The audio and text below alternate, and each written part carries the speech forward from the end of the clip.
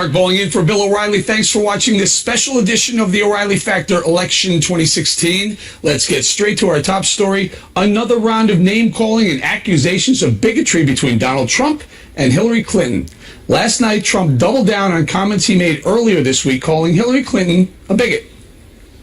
She is a bigot because you look at what's happening to the inner cities.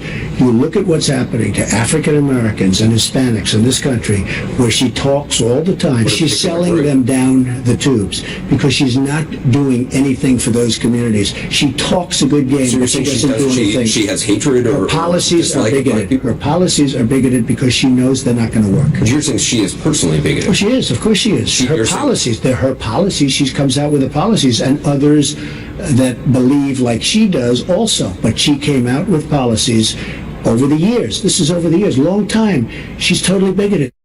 Meantime, Hillary Clinton leveled a scathing attack of her own, saying Trump's campaign is built on prejudice and paranoia.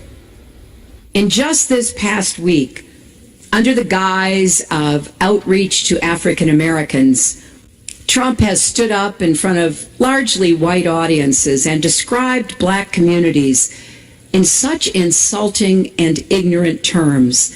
Poverty, rejection, horrible education, no housing, no homes, no ownership, crime at levels nobody has seen. Right now, he said, you can walk down the street and get shot. Those are his words. But when I hear them, I think to myself, how sad. Donald Trump misses so much. Joining us now from Houston, Horace Cooper, a senior fellow at the Conservative Heartland Institute, and from Los Angeles, Leo Terrell, an attorney and liberal activist. Leo, let's start with you. In that soundbite we played with Anderson Cooper, Trump mentioned her policies 6 separate times. So are you saying, is Hillary Clinton, are the left saying that Donald Trump is calling Hillary a bigot, or her policies a bigot? Bigoted. Eric, Donald Trump doesn't know the definition of the term bigot. There is no way in the world you cannot get any of the mainstream Republicans. You don't hear any Republicans on Capitol Hill supporting Donald Trump's definition of the term bigoted as it applies to Hillary Clinton. It doesn't make sense. It's inapplicable. He's absolutely without any fact base. Now, on the other hand, that Hillary Clinton speech, Eric, was fact-based. Donald Trump attack of a federal judge, his attack against Muslims, his discrimination lawsuit that blacks have filed against him for housing discrimination. There is a factual blueprint of discrimination of Donald Trump against other groups. And let me be very clear to Mr. Trump. I have a house. I have a good job. You know what, Leo, you do. So but let me just throw some statistics.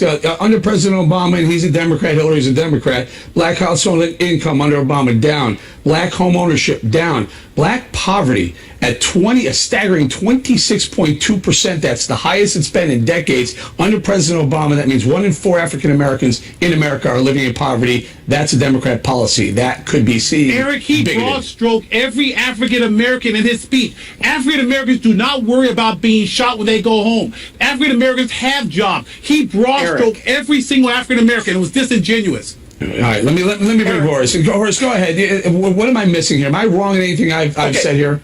First of all, the very clip you showed, Hillary went through a litany of lies. It is true that black Americans are underhoused and they have been on a decline for 10 years. It is true that there's an elevated crime wave that we are experiencing, and it's primarily blacks who are suffering as a result. Wages are down. Opportunities for school are down. Absolutely. And it is good that finally someone is standing up and telling the truth. Romney didn't do it. McCain didn't do it. Somebody needed to stand up and explain that the policies that the left and the progressives have been pushing are bigoted. Mr. Cooper, you should be ashamed of yourself. Why don't you answer Eric's question? For telling the truth? Is Hillary Clinton a bigot? Is Hillary Clinton a bigot? Answer that question, please. Hold on. Gentlemen, please. I posed the question, and I pointed out to you, Leo, that in that soundbite, Trump says her policies. He didn't say she's a bigot. He did once, but he says 6 separate times her policies can be deemed bigoted. Respectfully, Eric, Anderson I Cooper wanna is just- asking personally. Are you referring to her personally? He said yes. And then he went you on know to what? explain Sean right Spicer- after that, six Sean separate Spicer times said- saying it's her policy. But Eric, don't you find it odd? Don't you find it odd that Paul Ryan, Mitch McConnell, no one has attacked Hillary's speech of yesterday? You know why? Because they agree with her. Let's stay on Trump for a second. Hillary So, agrees with Horace, Hillary. guys, please, Horace, answer me this. School choice. Donald Trump is in favor of school choice. Hillary Clinton's in favor of protecting the teachers union, keeping things as they are. Which would be better for the African American community? School choice is the #1 civil rights movement for blacks in the 21st century. Now, Hillary was an elected official. She was a senator. What bill has she ever introduced that has had any kind of positive impact for blacks? She can talk in a folksy drawl. She can sing a little folk songs every now and then when she talks to black people. Her policies have never. Her husband was a Fulbright scholar, and he said that when he was a governor, he was looking at Fulbright as one of his mentors. Excellent a man who talking points that filibustered have the civil nothing to rights do movement. with this topic. This topic is about whether or not Hillary laid out a factual blueprint of Donald Trump racism. And what about Mr. Cooper? What about the alt-right group? This extreme right wing group that has been incorporated. Are you in referring to Breitbart the and run by KKK Steve endorsement Bannon? of Do you Hillary accept Clinton that? and the nearly $20,000 Do you that accept she that? has not given back from KKK members? That this is the record of this individual. So you're not going to acknowledge anything of Trump's misgiving. Donald Trump claimed on national TV he didn't know who David Duke is. You really believe that, sir? You really believe that? And you still have not answered the question. I'm looking at Hillary Clinton's record. She was a senator from New York, and yet we now see the poverty that blacks are experiencing in New York City, and she did nothing. Let me throw one more out here, guys. I don't have a lot of time, but let me throw one more out here. Let's talk about crime and law enforcement. Now, Donald Trump has said he's the candidate in favor of, he's the law enforcement candidate, in fact, he says. Who's most likely to be victims of crime in the inner cities? I'll start with you, Leo. Is it African Americans or whites? I'll tell you exactly what it is. I'll tell you, it depends on the city. It depends on community-based police. I live in the city of Los Angeles, Eric, and I don't worry about being shot, as Donald Trump said. I lived in Los Angeles all my life. I don't worry about being shot at all. Horace?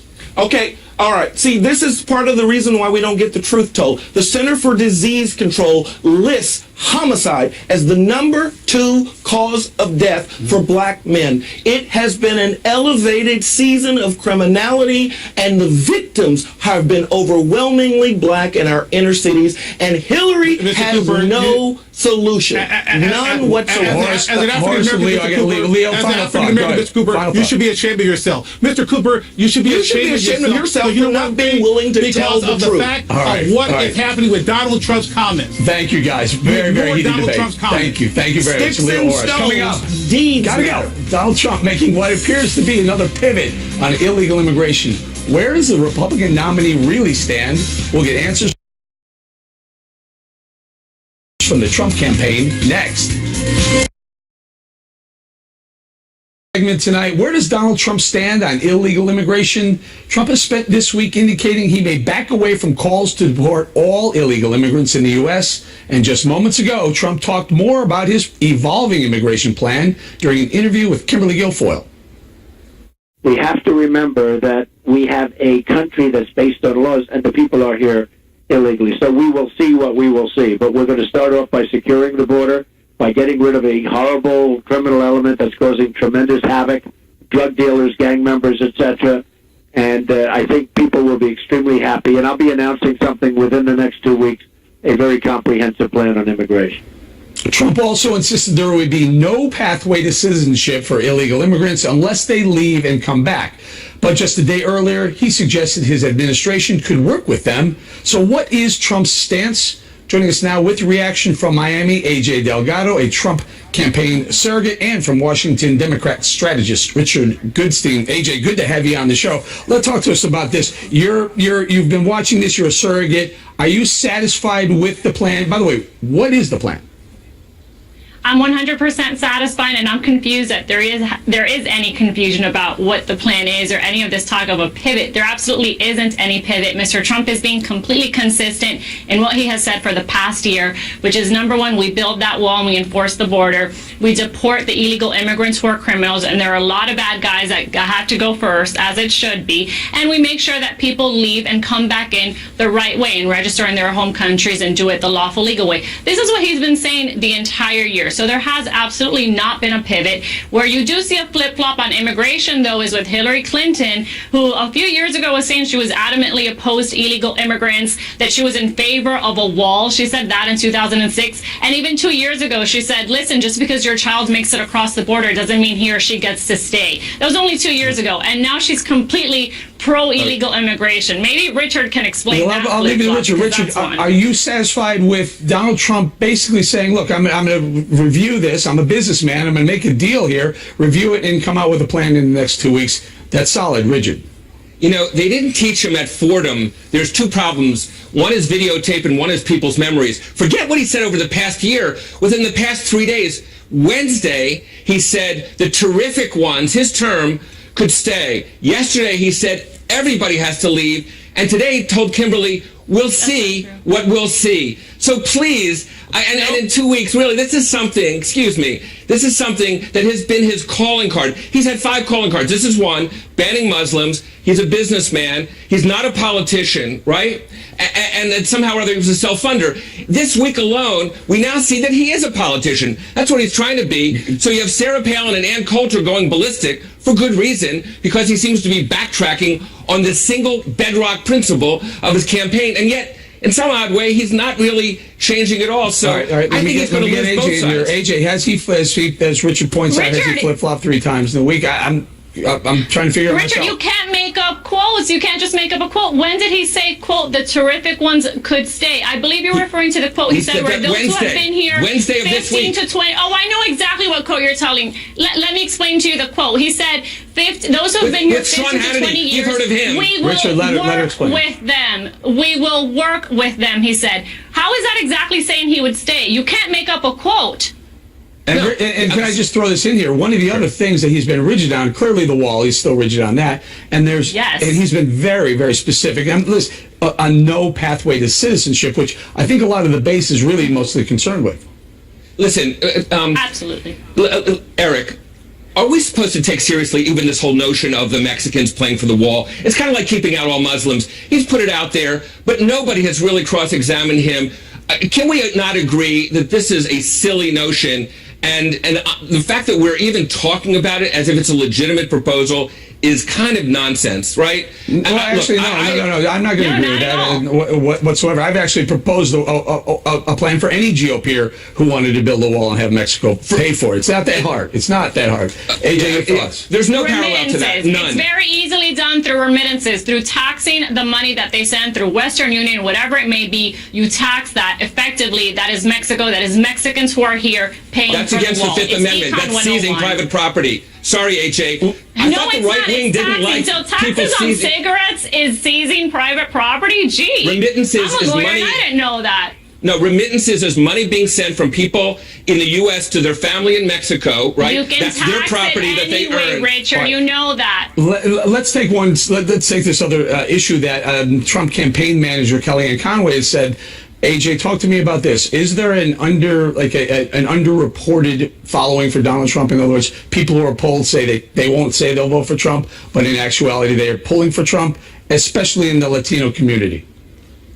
1,000% resounding yes. In fact, I have, as Kellyanne said, people who come to me privately from all sorts of friends, family, colleagues who say, hey, I love what you said about Trump. And I'm like, why are you whispering? And it's because there's this stigma, this media, this witch hunt against those who go against Hillary or, dare I say, even support Trump in any outward fashion. So people privately support him, and they will at the ballot box in secret. There was some suggestion of that during the primaries as well. And the fact of the matter is, Donald Trump outperformed his poll numbers. So there was a kind of this illusion Wrong. out there Check that the somehow, New York GOP primary. AJ, I'm sorry. All right, I Now, gotta I'm looking go. across the I gotta country. go. Sorry. A lot of Richard, heat, you're a lying. lot The of heat Latino on this vote in the New Friday York night, GOP you guys. primary. I gotta AJ, go. got AJ that Richard, in. thank you very much. Bye. Next on the rundown, Hillary Clinton making a bold claim about her email and Clinton Foundation controversies, but it could come back to haunt her. We'll explain right after this. Email and Clinton Foundation controversies. The Democratic nominee getting a grilling during an interview earlier today about whether more bombshells will drop. Are you certain that there are no emails or foundation ties to foreign entities that will be revealed that could perhaps permanently impact your presidential prospects? Mika, I am sure my work as Secretary of State was not influenced by any outside forces. I made policy decisions based on what I thought was right to keep Americans safe and protect our interests abroad. I believe my aides also acted appropriately. Joining us now with reaction from Palm Springs, California, Rick Grinnell, former U.S. spokesman at the UN and a Fox News contributor. And here in studio, Jessica Tarlov, a Democratic strategist and pollster. Now, Hillary Clinton sounded very sure, Jessica, that these things weren't going to affect her candidacy, weren't going to affect anything. However, now we find there's 15,000 new emails that the FBI wants her to produce. And then this other thing, this bleach bit. She didn't decide to do that. I mean, she's not software that Trey Gowdy's characterizes that it wiped it so clean even God couldn't read them. Yes, Trey Gowdy is often good with his words, and Hillary Clinton did not make that decision herself. Her tech staff did, but I'm not saying that it looks great. It obviously looks like they went to great lengths to delete them, but to pin that on her, I don't think is appropriate. And the emails are coming out. Brian Fallon, her spokesman, has said that they want all of the emails out there to show that there was no pay for play. And we'll see what comes out. It's going to be out before the election. Rick, I would think that if my honest and trustworthy numbers were in the tank, like something like the negatives being like 70% or somewhere around there, I wouldn't want these things to keep coming out. There's more and more. Every week there's another email or Clinton Foundation mini scandal going on.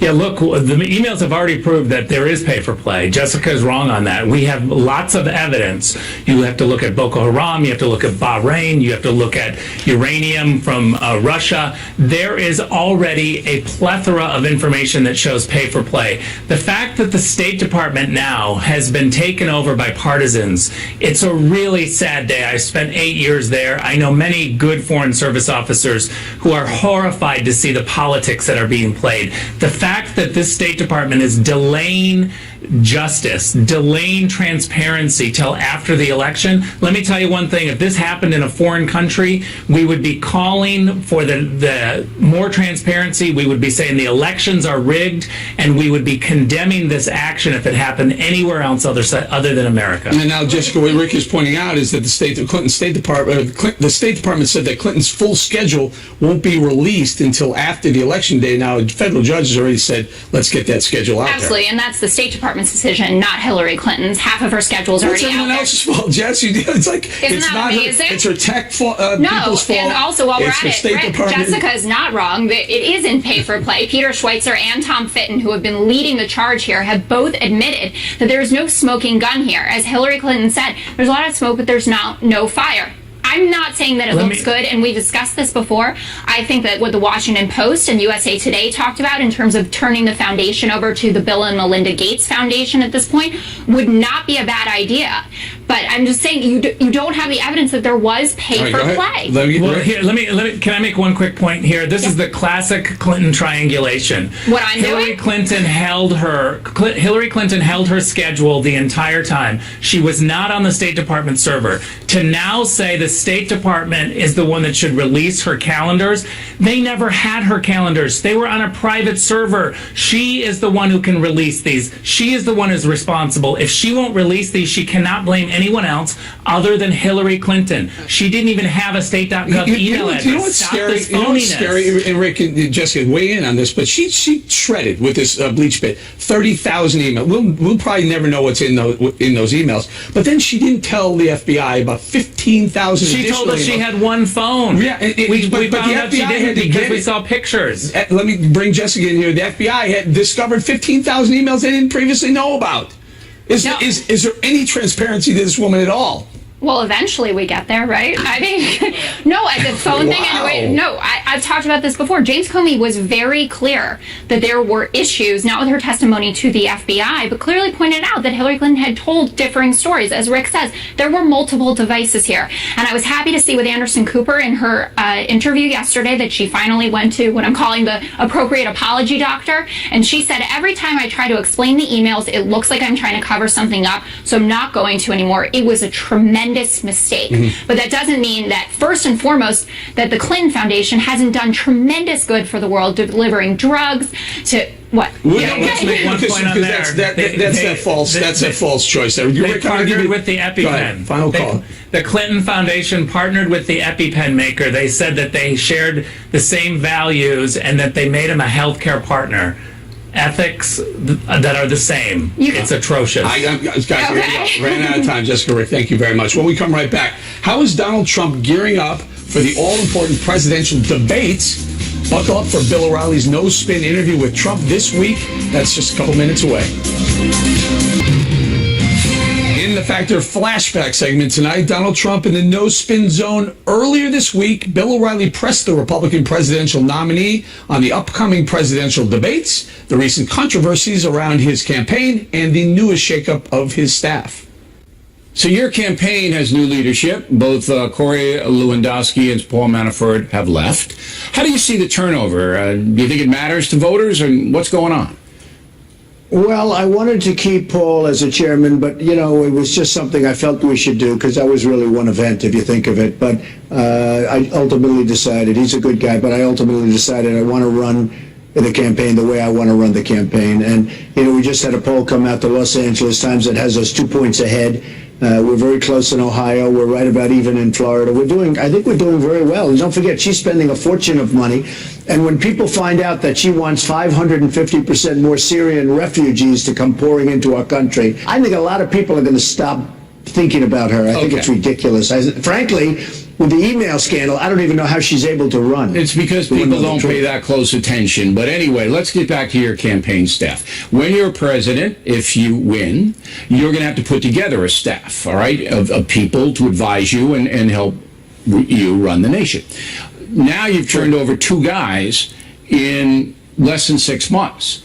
Now, would it be fair to say your judgment about those 2 men wasn't good? Would that be unfair? Well, in the meantime, in my company, I have people for many, many years, and I've done that. I just wanted to make this change. I felt very comfortable with the people that I have. I've liked them for a long time, and I wanted to make this change for a while, and I made it. We have like 3 months to go, and I wanted to make sure that it was something that I wanted.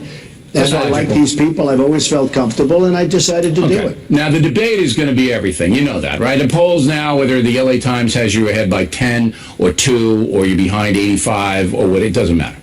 The first debate is going to be the Super Bowl of debates, all right? So you and Hillary Clinton, all right? And everybody's going to be watching. Even the pinheads who don't watch will hear about it, and they'll see it on the internet after the fact. Right. All right. You understand that this is make or break, right? The debate. It's make or break. Well, I think it's going to be very important. I don't know if it's make or break, but I've done well in the debates. I had 17 people in the debates, and, I'm the one that survived, and I've enjoyed the debating process. I never debated before professionally or as a politician because I was never a politician before. But we had 11 debates that I participated in, and according to everybody, I did very well. All right. Now, are you going to call her Crooked Hillary during the debate? I mean, are you going to do that, or are you going to keep it at a issue-based? Well, I'm not going to say what I'm going to be doing, but I'll be doing what I'll be doing, and she's going to do what she's going to do, and we'll see what happens. But you must be preparing, right? I'm sure you got people in your organization that are preparing. You're preparing now. You're going to have stacks of research, and there's got to be ways in which to go. I'm just trying to get the tone in what you're, and of course that could change in 30 days. But the tone right now is: are you going to be the guy you were in the Republican? Boom, take no prisoners, or are you going to be a little bit more measured? Well, I don't want to really say that. I'm not sure exactly which way I'm going to go, but I may be the way I was, and I may be a much different person. I can't tell you. All right. I don't think I'd tell you. You know what? If I knew, I don't think I'd tell you, frankly. But it'll be an interesting period of an hour and a half, I guess, I can't wait. For, and I can't Probably wait. a pretty big audience, almost as big as the O'Reilly factor. Well, right? you should have me moderate the debate. okay with me. It's gloves off. I'll bet you'd be fair, too. Well, I was. Is a fair I'll be moderator. absolutely That's all fair I to want. both of you, as I have been in this campaign so far. My job is to let the folks see you and Secretary Clinton as best I can put you in focus, not to push any agenda and not to do anything. And you know that. You get mad at me sometimes. But that's my job. Last question for you. They have said that this has been the worst 2 weeks of your campaign, all right? And now you have the new management, and now you're doing things a little bit differently. Do you feel that the last 2 weeks, beginning pretty much with the Muslim family, were the worst part of the campaign? I don't think so. I mean, they'd ask me a question, I give them an answer. Like, for instance, when I said that President Obama was the founder of ISIS and he's going to get the MVP award next week, and then they say, well, Mr. Trump knows he wasn't the founder of ISIS. You know, they take it and they dice it up and chop it up. Sure. And it's very unfair. No, I don't think so. I think I've done very well. I think, frankly, the media, and you know this because you cover it all the time, in the history of politics, there's never been a more hostile media than to Donald Trump. So they'll take a perfectly good statement that I make, dice it up, chop it up, and then cover it for 3 days solid on some of the other networks. You may be right about that. Not too much. You may be right about that. I think we did very well, and I think the last week, and I think you've seen this, I think the last week has been the best week that I've ever had from the beginning, and that starts with the primaries. And most people have said that the last because week, you're doing the speeches now, and you're not calling anybody names. But you always keep this in mind: the media did not like Chester Arthur very much. So I don't think it's at the level of you, but Chet got hammered a little bit. All right, Mr. Trump, as always, thank you for your time. We appreciate you being accessible, and we're hoping Hillary Clinton will come on the Factor as well. Up next on this special edition of the O'Reilly Factor, new polling on the state of the presidential race. 2 top experts weigh in a moment. 15. The O'Reilly Factor, the #1 cable news show for 15 years and counting. Thanks for staying with us on this special edition of the O'Reilly Factor Election 2016. I'm Eric Bowling in for Bill O'Reilly, and in the Factor follow-up segment tonight, the state of the presidential race. A new poll out from Quinnipiac University shows Hillary Clinton with a 7-point advantage over Donald Trump among likely voters. Clinton has 45%, Trump at 38%. Libertarian Gary Johnson comes in at 10%. Green Party nominee Jill Stein picks up 4%. And in the key state of Florida, a Mason-Dixon poll of likely voters shows Clinton with a slim 2-point lead. Clinton is at 44%, Trump is at 42%, Gary Johnson is at 6%, Jill Stein has 2%. Joining us now from D.C., Washington Examiner columnist and Republican pollster Kristen Soltis Anderson, and with us in studio, Scott Rasmussen, president of the Rasmussen Media Group. Scott, you saw the polls. They seem to be tightening over the last few days, are they not? You know, they're tightening a little bit from Hillary's bounce, but they're still in the general range that we were seeing before the conventions. The state of the race, it's not worth getting all hung up on a precise number. Hillary Clinton is ahead. If nothing changes, she will be elected president. But she doesn't have as big a lead as a lot of people are implying. The lead isn't all that safe. An event, a gaffe by her, a significant mistake, something could change. Well, there's something big coming up, Kristen. We have the debates. Bill O'Reilly pointed out with Donald Trump that the debates are like the Super Bowl, and that first one could change everything. The debates are going to be really important and decisive because this is a pretty, it's not a volatile race in terms of the polls bouncing around, but it's a volatile race because so many voters are frustrated with both candidates. So you have these national polls where Hillary Clinton has this lead of 6-7 points. That would seem to point to a pretty big landslide if that holds. But then you do have states like Florida, which has always kind of been a bright spot in the polling for Donald Trump. If he can get states like North Carolina to come back closer into his column, if he can hold on to a state like Ohio that's also been sort of a polling bright spot for him, all he needs to do is piece together the electoral votes rather than focus on that national number. And I think the debates and what he does with his schedule over the next couple of weeks can be really critical there. Scott, you guys are pollsters. You guys do this. Well, I'm a recovering pollster. And you're probably going to push back vehemently hard against what I'm about to suggest, that this undercover Trump voter is real. In other words, people, when they're polled, are embarrassed to say they're going to vote for Donald Trump, but deep down they're going to. If they're waiting 4 or 5 hours to go watch the guy speak for 30 minutes, they're more energized. Okay. Some people are waiting 4 and 5 hours and they're filling stadiums, but that's not a majority of Americans. What you see happening, if there's I don't think I'd call it an undercover Trump vote at all. There may be some challenges to turnout. Young voters don't like the choice. Maybe their turnout's down a little bit. That would hurt Hillary Clinton. Maybe minority turnout isn't as big as it was for Barack Obama. That hurts Hillary Clinton. But what you're talking about here is a change of a point or two. Now, Kristen mentioned that the races in places like Florida and Ohio are very close. A point or two could decide it. But it's not enough to make up the difference. Donald Trump is not leading nationally right now. Kristen, what about independents? Let's talk about that. Trump seems to do very well with independents.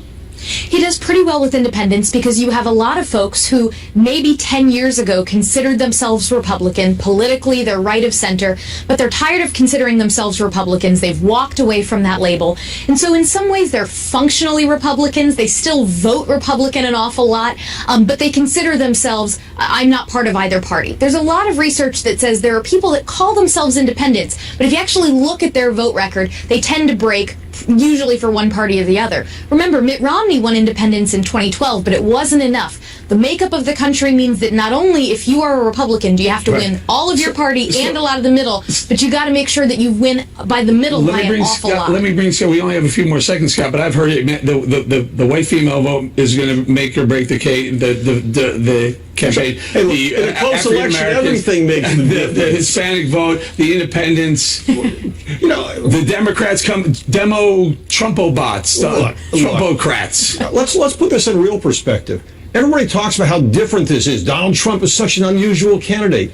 Right now, the Electoral College is breaking down exactly the same way as it did with Mitt Romney versus Barack Obama, and we're still talking about states like Florida and Ohio being decisive states. There is a tremendous political polarization, and that's what's setting the stage for this election. Right there, Scott. Kristen, thank you so much. Directly ahead on this O'Reilly Factor special, Bill O'Reilly sounds off on what's gone wrong for the Trump campaign this August and how he could fix it. Stay tuned.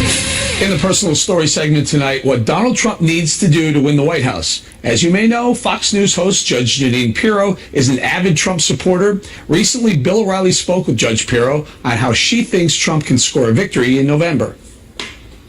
So as a Trump supporter and someone who has run for office herself, what do you think has gone wrong in the Trump campaign this August? Donald hasn't stayed on message, and you're right. I know him. I love him. He's been my friend. I support him. You've got to be disciplined. No one should be surprised. Donald Trump has never even run for mayor. So let's not be so critical of the guy. The bottom line is that he has connected with the American people. He now needs to, as we've all said, pivot to the general. He is within 1 to 2 points after some of the worst weeks that any candidate could have, Rasmussen, Zogby, and he needs to never mention another name again other than Obama and Hillary unless he wants to thank God the day after the election. What has he done specifically that you believe has turned some Americans against him? It's real easy. Khan, whether you agree with the guy or you don't, his son gave his life for this country. So the Khan thing you think hurt him? Bad. I think that the selling of his being a racist and a bigot, irrespective of whether it's true, has for some reason gotten legs, and they will use that continuously. How does he fight against that label of being a bigot and a racist? How he does that is by just staying on message. How I would do it? You tell him to do what? He gave 2 of the best speeches that he gave. One is on the inner cities, and for the first time, we have heard a presidential candidate really focus on the African American community and the fact that they are victims of African American crime and poverty in the inner cities. You don't believe that African Americans are going to respond to that, do you? Yeah, I think that so he's polling at 2% now among African Americans. How much is that going to go higher, do you believe? I don't think it's going to go that much higher. All right, that's what I just said. That doesn't matter. It doesn't matter. It doesn't matter. What matters is that midpoint. What matters is for people to start to think that Donald Trump is thinking seriously about the issues that are confronting us. So other people, rather than African Americans, may respond to his outreach to that community. Right. All right. Now, why do you think Trump acts so impulsively? All right, because you criticize him, and he comes right back, rather than saying, okay, now, maybe I want to be a little bit measured because there could be an unintended consequence if I say that Mrs. Khan might not have spoken because she's a Muslim. Why do you think he's impulsive in his remarks? Because I think he comes from a different world. You know, Bill. What world is that? What world? That's the world of business, where it's, you know, it's bare knuckles, it's all about money, and it's not about political correctness. There are certain things that are appropriate to talk about, and there are things that happen in the world that we don't talk about. Not me. I talk about everything. All right. That's why I've been successful. But when I talk about things, I always know that there could be blowback on me. So I fact base it. Fact base it. Right. I'm wondering whether he is sophisticated enough in political terms to understand that you just can't lash. If you're going to lash, you better have facts. You know, it's interesting. You use the word sophisticated enough. He is sophisticated enough. The key operative message there is in political terms. No, he's not in terms of political terms. He's used to saying what he thinks, and that's why he connected with people. And if he stays on message going forward, Bill, he can connect with those people again. The American people don't want to hear anymore that, you know, he'll say anything that he wants. He's a regular guy. He's the kind of guy who says whatever he feels like saying. They've had enough of that. They know that's who he is. Now they want him to focus on serious issues. The final question for you is, you still believe Trump can win? I do. I think these are lazy. I don't gamble. It's the lazy days of summer, Bill. But what I'm telling you is it will depend upon external factors. It will depend upon what she does. It will depend on the foundation. And it will depend upon Donald Trump staying on message. Up ahead, tensions between the U.S. Navy and the Iranians are rapidly escalating on the high seas. Which presidential candidate has the right strategy to take on the Iranian regime?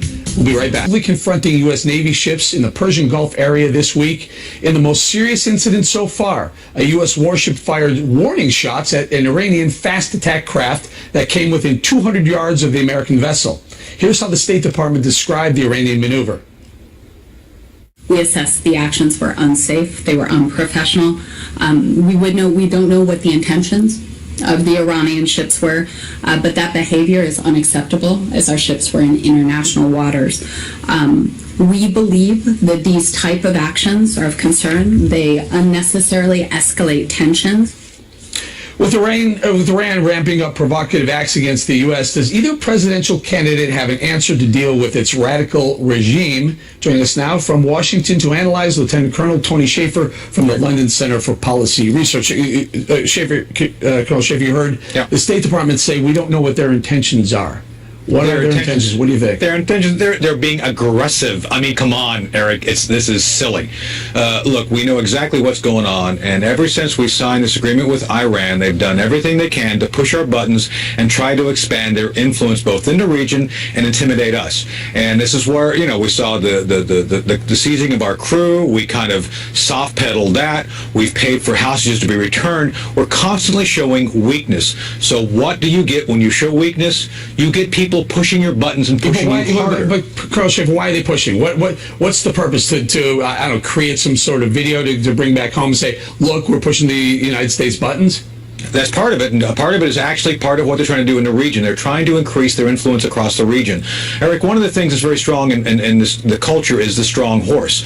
So if you're seen as a strong horse, that it both influences your neighbors, it shows that you're willing to take on risk and do things. And you know, I'm part. My family way back when was Cherokee. It's called counting coup, where you touch the enemy and the enemy can't do anything to stop you. So I think part of what we're doing here is we're seeing the Iranians push, and actually it gives them leverage and other things as well. So it's continuation of the process. Colonel, do you think our generals are discussing whether or not we should do something more than just fire a warning shot, maybe sink one of these little fast-moving boats, they call them, or fast-moving vessels? Yes. The answer is yes. Look, there's a constant review going on. I think General Dunford and Ash Carter are both looking at how we do this. The State Department's not being helpful here. They're calling this kind of, this is unsafe. It's aggressiveness. And so I think we have to be much more clear on what we're doing. And the other thing, Eric, let's be clear, and you're going to ask me a question about who's better on this, probably Trump or Clinton. One of the great opportunities we missed was something called the Persian Spring back in 2009. Not only have we seen a serial failure from this administration to take advantage and actually do things to push to destabilize and weaken the Iranian regime, we've actually done things to prompt them up. Therefore, we're giving $150 billion. That's right. Another thing. Colonel, I don't have a lot of time, but Why don't we take why don't we take some of those sailors? I mean, they did it to our guys. Why don't we just grab a few of them, put them up on a warship, and say, "Hey, cut it out, or you're not getting these guys back." I think, well, the answer is it should come, because you've got to push back. You've got to push back hard. You cannot have ships coming close. I mean, look what happened to the Cole with Kurt Lippold. They had a small boat get next to it and blow up the ship. You cannot take that risk. And more precisely here, that money we gave them on the larger scale, Eric, we've not really defunded their nuclear program. We've allowed them to franchise to North Korea. North Korea now is taking that money and developing nuclear weapons and ballistic missiles to put the weapons on. So who's stronger? I think Miss Clinton basically, if she comes in, you're going to see the shuffling of the deck chairs of the Titanic. If you like your foreign policy now, you'll get what you got. Well, we don't know what Donald Trump will do. We don't have a record to look at. I think, Eric, we can look realistically at who he has around him advising him, and I'm pretty sure, based on the business acumen he's had, he will play this much more like a business to win, and that's been the problem. We have a policy to lose. We have the best capability in the world. We choose to lose. These Iranians, they keep doing this. They keep doing this. You keep poking the bear. Sometimes the bear wakes up, or the dog. Colonel Shaker, we're going to leave it right there. Thank you very much. That's it for us tonight. Thanks for watching this special edition of The Factor. I'm Eric Pauling in for Bill O'Reilly, and please remember, the spin stops right here as we're looking out for you.